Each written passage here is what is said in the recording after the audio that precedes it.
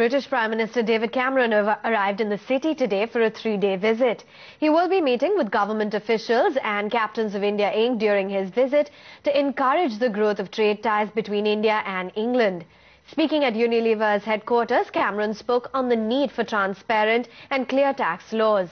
Britain's youngest Prime Minister said that there is a difference between tax evasion and tax avoidance and that one cannot keep changing tax policies to suit individual cases. He also added that India needs to open its economy in sectors like retail and banking to further improve trade relations between the two countries.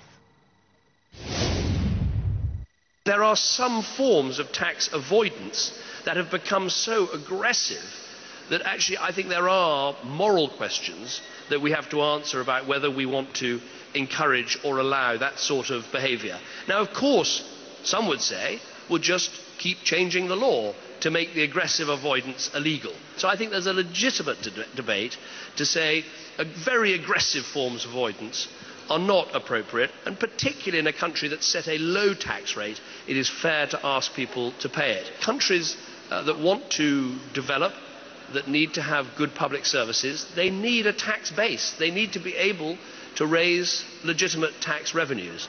And we won't see the sort of development we need in our world unless they have a good tax base. That means more transparency, more information sharing between countries, and making sure that there are fair rules of the road. Britain's an open economy and we encourage that investment in.